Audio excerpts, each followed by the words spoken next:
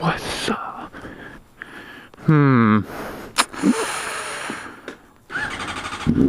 What to talk about? I think I'm gonna start these vlogs kind of in chronological order of my bike history, I guess you can say. And sorry ahead of time if I talk with a lisp, but this helmet is brand new still and it's squishing my face. But yeah, on my way to work, but I gotta talk to the high schoolers at the bus stop because I saw something a couple weeks ago. A bunch of cops were at this high school, and I was just wondering what's going on because I have probably some friends who still go to that high school, and definitely have some friends with some younger siblings that still go to that high school. So we'll see what the deal is.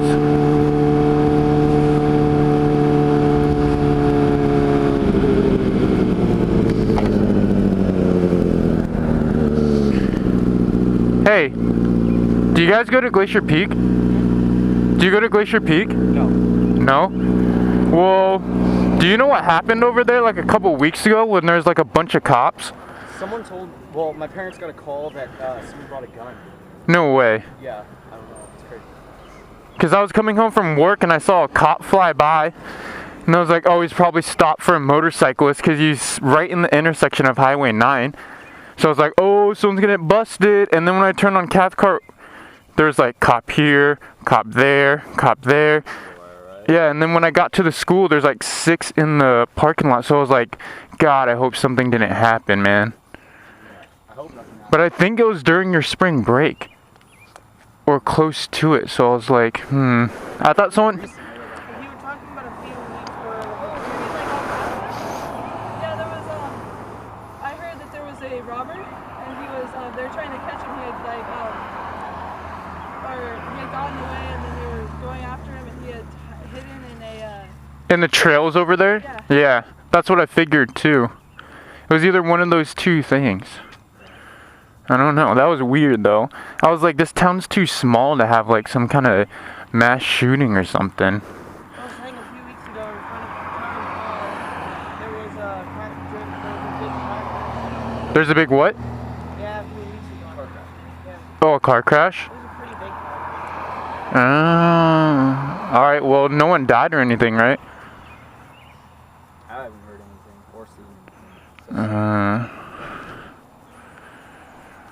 Hey, do you guys know the girl at the bus stop, like a little ways up the hill? Because one day I was going by, and I tried to scare this kid who's close to the road. So right when I went by, like rev bombed him. And the girl who looked at me, she like freaked out and jumped in the air about 3 feet. I started cracking up.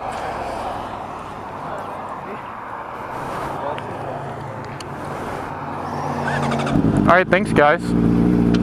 I don't have TV at my house, so I had no idea what was going on. Was it on the news? I'm not sure. Okay. Well, see ya. Stay in school. You might get one of these.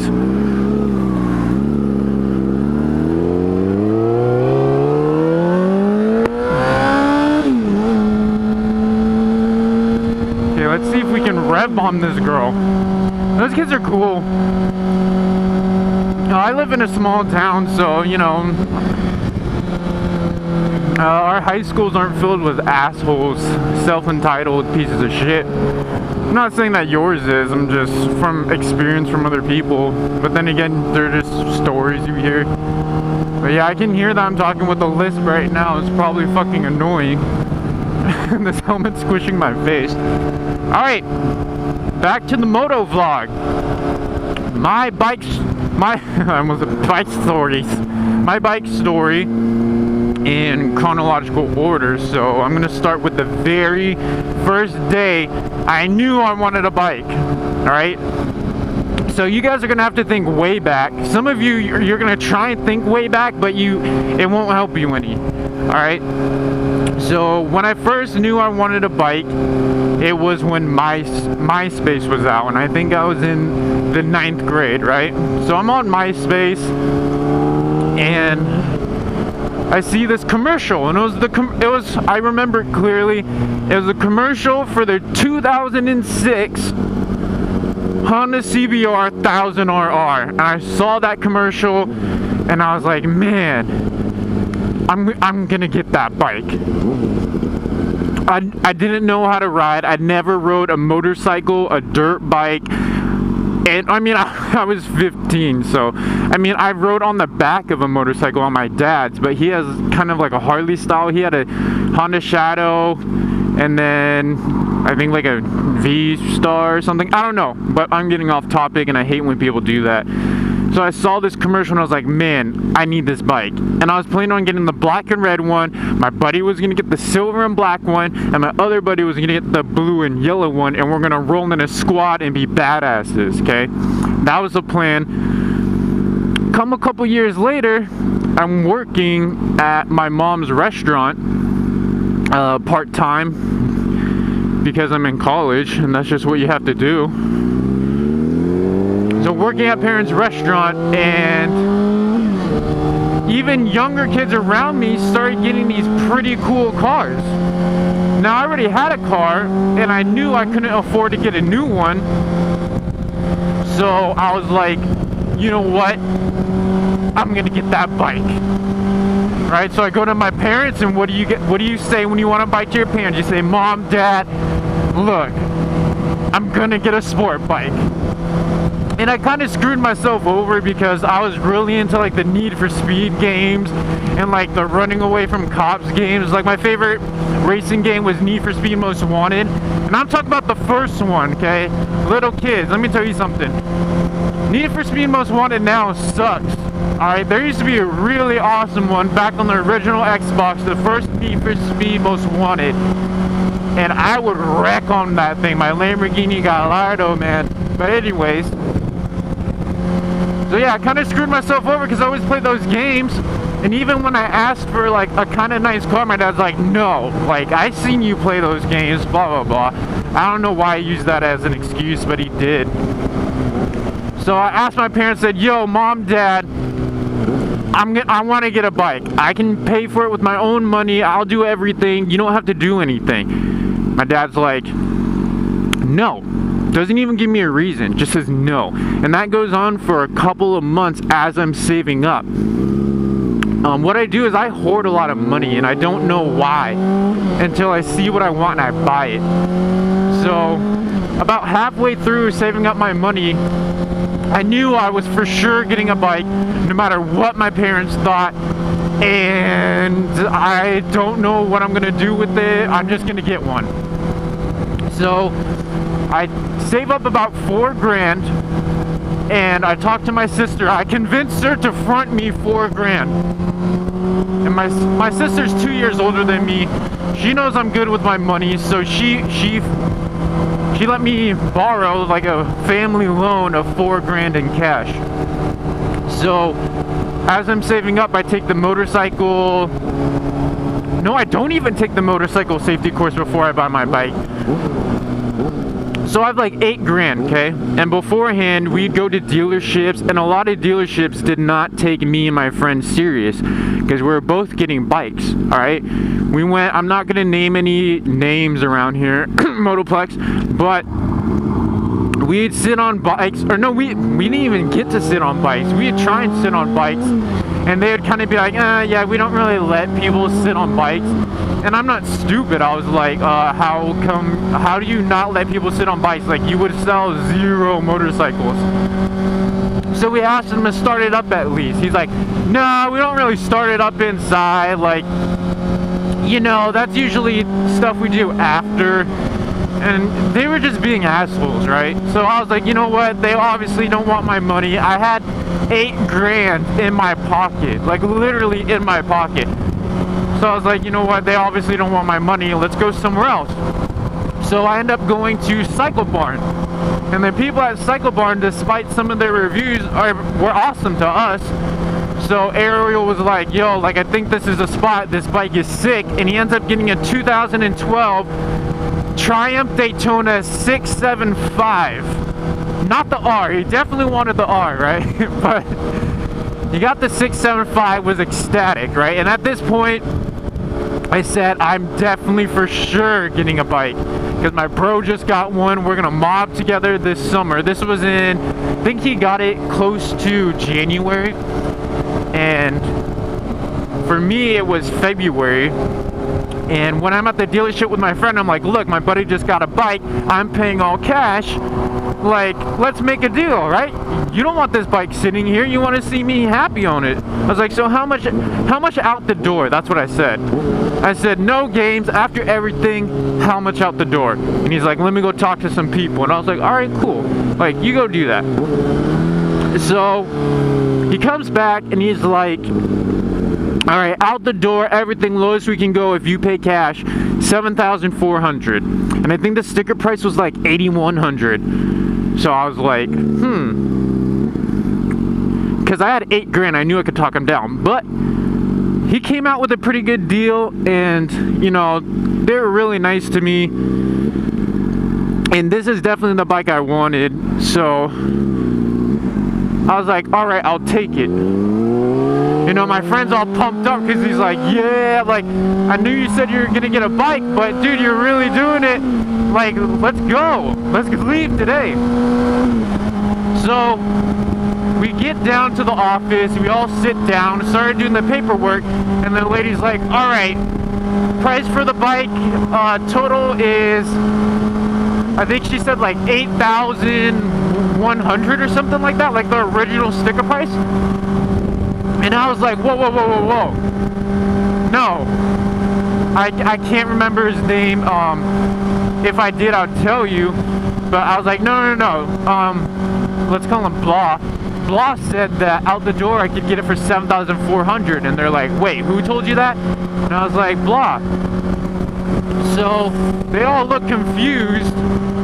And she calls up like the store owner and was like, hey, this kid said blah blah blah, and the store owner's on speakerphone. He's like, wait, let me call the bank, let me work something out, because that's not cool.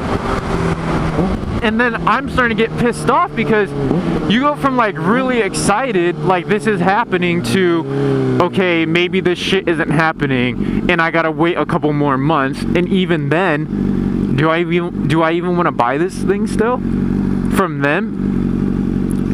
So they got the price down to, I think, like, and I think they're professionals at doing this, right? But they got the price down to $7,400. No, the original price I think was $7,100. So they come back and they're like, lowest we can go is $7,400.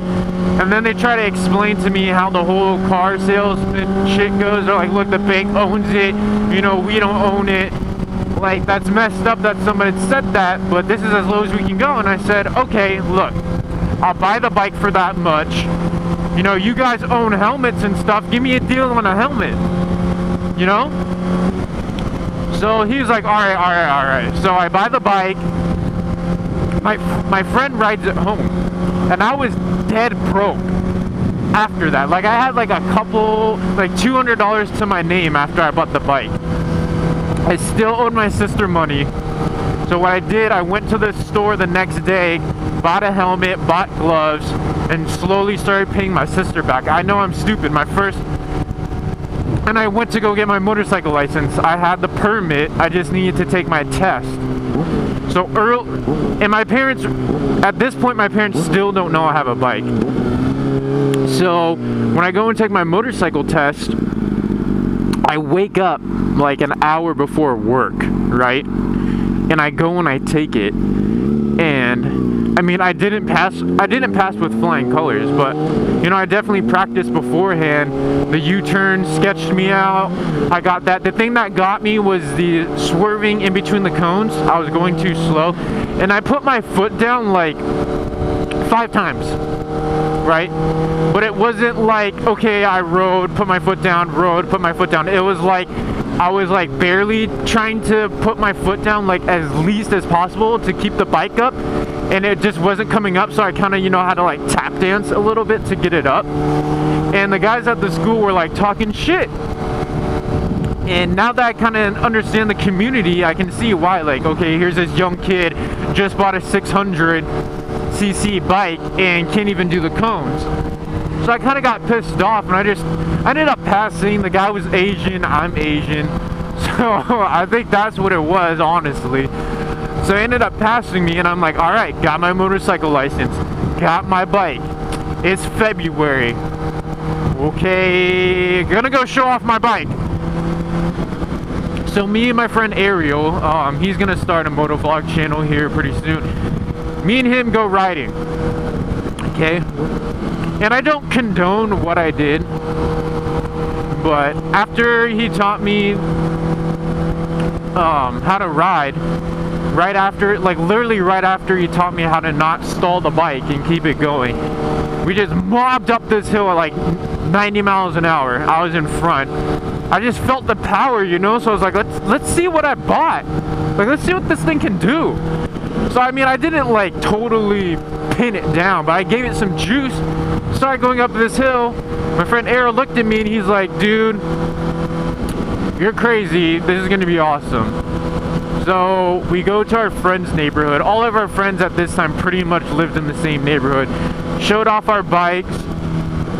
And then we just started dicking around because they had nice cars, you know, for their age. Definitely one had a 350Z, one had a 300ZX, one had a Camaro Z28.